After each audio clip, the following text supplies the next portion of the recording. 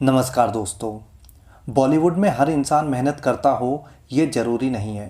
कुछ लोग इंडस्ट्री में सिर्फ इसलिए आते हैं ताकि शॉर्टकट यूज करके जल्दी से सफल हो जाएं। आज मैं जिस एक्ट्रेस की बात करने जा रहा हूँ ये भी उन्हीं कलाकारों में से एक है। ये एक्ट्रेस है नेहा धूपिया। नेहा धूपिया ने अपने एक इंटरव्यू में खुद कहा था कि वह बॉलीवुड में एक्ट्रेस बनने आई है और बिना पहचान के वह वापस अपने घर नहीं जाना चाहती।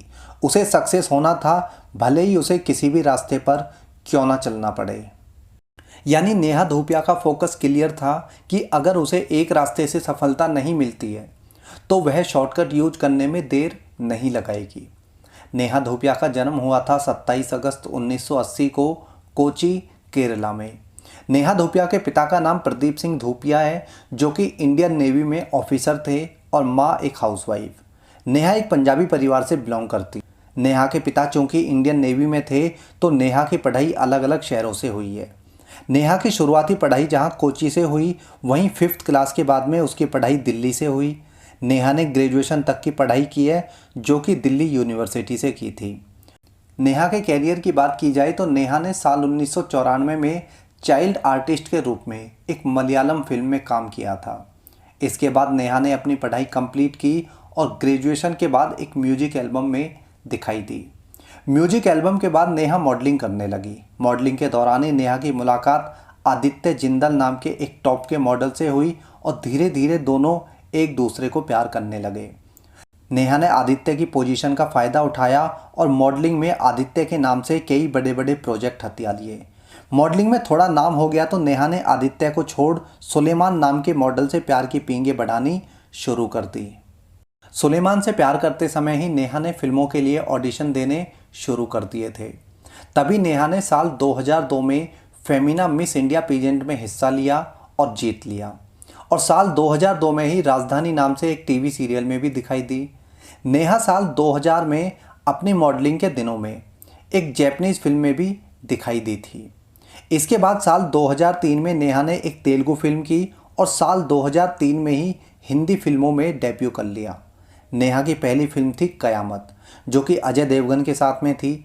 नेहा की पहली फिल्म वैसे तो सुपरहिट थी, इसके सॉन्ग्स भी उस समय काफ़ी ज़्यादा पसंद किए गए थे, लेकिन कयामत मूवी में नेहा के रोल को एक्टिंग कम करनी थी और एक्सपोज ज़्यादा करना था। यानी पहली फिल्म में नेहा ने ये बता दिया था कि वह बॉलीवुड में खुल के एक्सपोज करने के लिए तैयार है, भले ही उसका रोल कितना ही छोटा क्यों ना हो।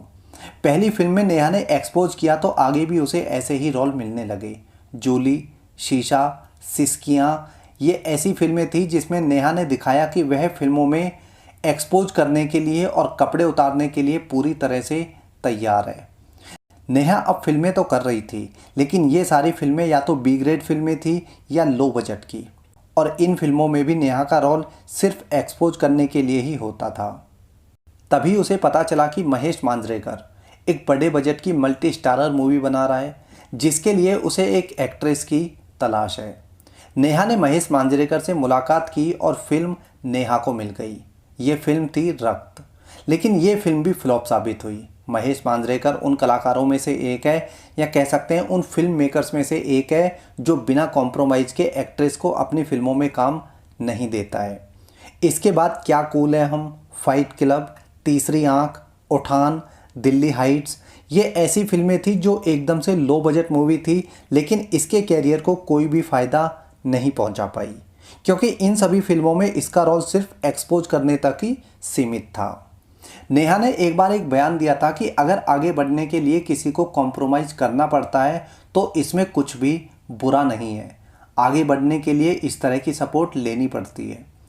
नेहा का ये बयान काफ़ी है ये बताने के लिए कि नेहा किस तरह से फिल्में झटक रही थी। नेहा की पर्सनल लाइफ की बात की जाए तो नेहा ने सुलेमान से रिश्ता उस समय तोड़ दिया जिस समय नेहा ने फिल्मों में एंट्री ली थी। सुलेमान के बाद नेहा की लाइफ में आया स्क्वैश प्लेयर ऋत्विक भट्टाचार्य। ऋत्विक और नेहा का रिश्ता चला लगभग 1 साल, और 1 साल के बाद में दोनों का रिश्ता टूट गया। नेहा का फिल्मी कैरियर कभी भी टॉप पर नहीं रहा।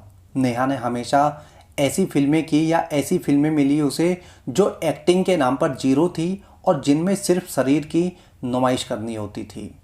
नेहा भले ही फिल्मों में एक टॉप की एक्ट्रेस नहीं बन पाई हो, लेकिन नेहा प्राइवेट पार्टीज में सबसे ज़्यादा डिमांडिंग एक्ट्रेस रही है। नेहा प्राइवेट पार्टीज में परफॉर्म करने का 1 से 2 करोड़ रुपए चार्ज करती है, वो भी सिर्फ एक रात का। नेहा ने अपने आप को इंडस्ट्री में बनाए रखने के लिए हमेशा कॉम्प्रोमाइज़ का ही सहारा लिया है। नेहा खुद भी इसे गलत नहीं मानती है और ये तो एक समय पर कई कई बॉयफ्रेंड रखने को भी सही ठहराती है। जैसी ये खुद है वैसी ही ये लड़कियों को सलाह देती है। नेहा एमटीवी के शो रोडीज़ में जज बनती है। एक बार जब एक लड़के ने कहा कि उसने अपनी गर्लफ्रेंड को इसलिए थप्पड़ मारा क्योंकि उस गर्लफ्रेंड के 5-5 बॉयफ्रेंड थे उससे अलग। इस बात पर नेहा ने कहा था कि उस लड़की की चॉइस है कि वो कितने बॉयफ्रेंड रखती है, यानी ये सीधे सीधे ये कहना चाहती है कि एक साथ 4 से 6 बॉयफ्रेंड रखना गलत नहीं होता है। उस शो में इसे जहां ये कहना चाहिए था कि थप्पड़ मारना गलत है, लेकिन लड़की या लड़के द्वारा 5-5 अफेयर्स चलाना, वो भी एक साथ में, ये भी गलत है। लेकिन इस मैडम ने तो 5 अफेयर्स वाली लड़की को ही सही ठहरा दिया। नेहा अपने आप को फेमिनिस्ट कहती है, जबकि यंग लड़कियों को या छोटी बच्चियों को ढेर सारे बॉयफ्रेंड रखने की वकालत करना फेमिनिज्म नहीं होता है। ये फिल्मी भांड और नचनियाँ सोशल वर्क कर ही नहीं सकते हैं। ये लोग सिर्फ इस देश में युवाओं के दिमाग में अश्लीलता और फुहड़ता ही भर सकते हैं, इससे ज़्यादा कुछ नहीं।